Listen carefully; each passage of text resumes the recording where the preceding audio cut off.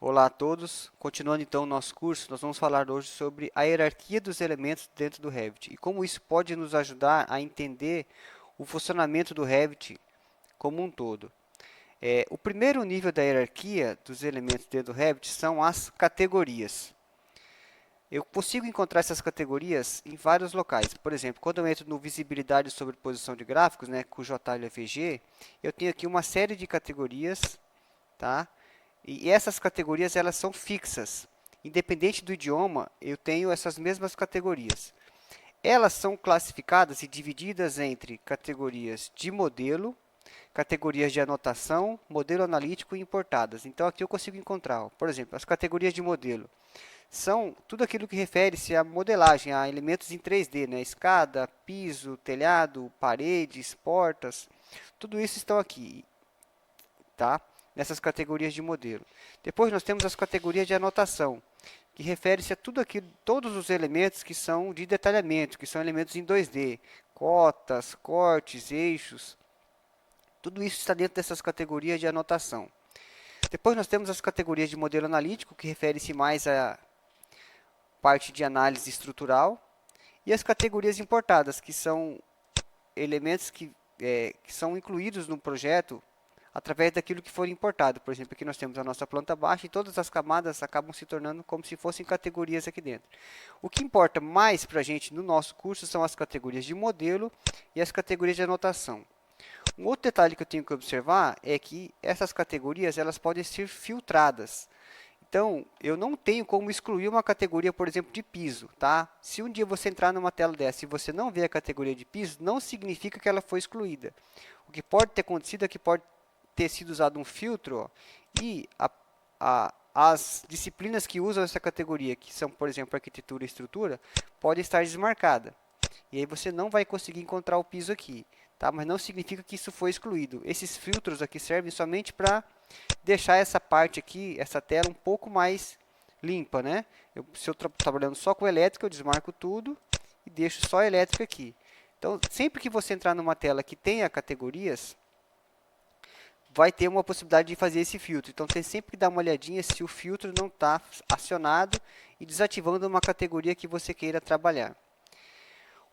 Uma outra tela ou um outro local do Revit que eu consigo ver essas categorias é aqui no nosso navegador do projeto, nessa parte aqui, nessa subpasta de famílias, onde eu tenho então aqui uma série de itens referente às famílias que eu tenho carregada no meu modelo, no meu template, e tudo isso aqui são categorias, tá? Então, esse primeiro nível dessa hierarquia aqui refere-se às categorias. O próximo nível são as famílias. Se eu entrar aqui em alguma dessas aqui, e clicar nesse maisinho, eu vou ver que vão aparecer aqui, no caso de paredes, por exemplo, 3 subitens. Esses 3 subitens referem-se, então, às famílias que compõem essa categoria de paredes. Tá? Então, no caso aqui, eu tenho 3 famílias, uma chamada parede básica, uma chamada parede cortina e uma chamada parede empilhada. Se eu abrir a categoria de janelas, que está um pouquinho para cima, eu vou ver que eu tenho 1, 2, 3, 4, 5 famílias, tá? Todas elas fazendo parte da categoria de janelas. Uma diferenciação que a gente deve fazer com relação às famílias, tá? É que nós temos famílias de sistema, famílias de componentes e famílias modeladas em loco. Qual é a diferença entre elas? Quando você entra num comando, por exemplo, de janela dentro do Revit, você vai observar que existe um botão aqui chamado carregar família, tá? Por quê? Porque você consegue editar essas famílias, incluir novas famílias de janela, excluir alguma família dessa que você não queira. Se você não vai usar essa família de janela alta, você consegue vir aqui e excluir, tá? Ou você pode vir aqui no comando janela e incluir novas famílias. Repara que quando a gente entra no comando de parede, isso não acontece. Eu não tenho o botãozinho aqui carregar família. Da mesma maneira, eu não posso vir aqui numa família de parede, por exemplo, e colocar aqui para excluir, tá? Por quê? Paredes, as famílias que compõem a categoria paredes são consideradas famílias de sistema. O outro exemplo, pisos, escadas, todos são famílias de sistema. Eu não consigo carregar novas famílias. Essas famílias serão sempre fixas aqui, independente do Revit que eu esteja usando. Tá? O que eu consigo é criar novos tipos que a gente vai ver daqui a pouco, mas famílias de sistema, como é o caso de parede, como é o caso de pisos, telhados, escadas, eu não consigo carregar novas famílias para o meu projeto. Já as famílias de componente, que é o caso de janelas, portas, mobiliário, né, são famílias em que eu consigo excluir famílias, carregar, adequar da maneira que eu achar mais interessante. Tá? Durante o curso a gente vai sempre voltar nesse assunto porque é muito importante saber essa diferença. E se eu, por acaso, precisar de uma nova família de paredes, eu nunca vou conseguir, porque as famílias serão sempre essas. O que eu posso conseguir é o próximo item da nossa hierarquia, que são os tipos. Então, se eu entrar aqui, ó, dentro de parede básica, por exemplo, eu vou ver que no nosso template nós temos 4 tipos. Então, os tipos, sim, todos eles são fixos, eu consigo excluir, consigo... obrigatoriamente tenho que ter pelo menos um tipo aqui, mas consigo excluir, consigo acrescentar novos tipos, consigo buscar novos tipos, por exemplo, de uma parede que exista na internet que eu tenha gostado, né? Posso copiá-los, né? Posso dar um Ctrl C, Ctrl V e automaticamente essa parede vem aqui para dentro da categoria, da família de parede básica. Então, a hierarquia é dessa maneira: categorias, depois famílias, depois tipo. Se eu colocar o mouse em cima, ó, eu vou ver que de um elemento, eu vou ver que ele me dá exatamente essa informação. Ó. Categoria paredes, família parede básica, tipo parede 15 centímetros externa. Tá? Então, eu consigo classificar qualquer elemento dentro do Revit segundo essa hierarquia: categoria, família e tipo. E um detalhe interessante: se eu pegar esta família, esta parede aqui, ó, ela tem basicamente a mesma classificação dessa. Tá? Elas são muito parecidas. O que diferencia uma da outra?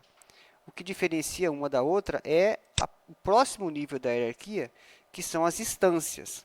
Tá? Então, esta parede ela tem a mesma classificação dessa de categoria, de família e de tipo, mas a instância, como se fosse o CPF, né, o identificador de cada uma delas é diferente. Tá? E por que é interessante saber essa hierarquia e saber a diferenciação entre tipo e instância? Se você vier aqui, ó, clicar nessa parede e alterar alguma propriedade que está nesta tela diretamente aqui, ó, a gente já mudou algumas propriedades dessas em alguns lugares. Se a gente mudar aqui, por exemplo, o deslocamento superior da parede para 0,50, o que vai acontecer? Somente esta parede vai ser alterada. Por quê? Porque estas propriedades que estão aqui são propriedades da instância, desse nível da hierarquia. Agora, se eu vier aqui, ó, em editar tipo, estas propriedades que estão aqui agora não são mais propriedades da instância, e sim são propriedades do tipo. Qual tipo? Parede 15 centímetros externa. O que ocorre? Se eu alterar uma propriedade aqui, por exemplo, alterar esse acabamento, esse material aqui do acabamento externo, colocar um outro acabamento aqui. Vamos ver aqui, por exemplo, uma pintura de outra cor. Vamos colocar um acabamento laranja aqui. Reparem que eu estou só com esta parede selecionada, as outras paredes não estão selecionadas. Mas quando eu faço essa alteração, o que acontece? Todas as paredes se alteram. Tá? Por quê? Porque eu estou alterando um parâmetro de tipo. Quando eu altero um parâmetro de tipo, a hierarquia, né, é de cima para baixo. Todas as instâncias são afetadas. A mesma coisa se eu alterasse um parâmetro de família. Todos os tipos e todas as instâncias seriam afetadas. Tá? Então, relembrando, quando eu altero um parâmetro, uma propriedade nesta tela diretamente, é uma propriedade de instância. Só afeta aquilo que está selecionado. Quando eu altero uma propriedade que está aqui dentro, ó, quando eu clico em editar tipo, até por isso que chama-se editar tipo, eu estou alterando uma propriedade de tipo, que vai afetar todas as instâncias que utilizam esse mesmo tipo. Então, é muito importante entender essa diferenciação aí e saber que propriedade que você está alterando. Se é diretamente aqui, é uma propriedade de instância, vai alterar somente o elemento que você está selecionado. Se está aqui dentro, é uma propriedade de tipo e vai alterar todas as instâncias que usam o mesmo tipo. tá? Então, no caso, se eu não quisesse fazer isso, se eu não quisesse que esta parede, que todas fossem alteradas, que somente essa tivesse uma cor laranja, por exemplo, qual é a opção que eu teria? Se eu editar aqui, ó, esse tipo, a gente já viu que vai alterar todas. O que eu poderia? Duplicar, né? Criar aqui um outro tipo, por exemplo, chamado de laranja. E aí sim, ó, agora eu posso alterar esse aqui para uma cor laranja. Ó, e somente essa seria alterada, tá? Então, tentem praticar isso, verificar, alterar propriedades de distância, alterar propriedades de tipo. Quando for necessário, duplica o tipo. A gente já viu sempre que isso é uma boa prática de ser feita, tá? Tentem entender esse funcionamento das hierarquias, que vai ajudar muito a entender os elementos do Revit como um todo. Na próxima aula nós continuamos. Muito obrigado.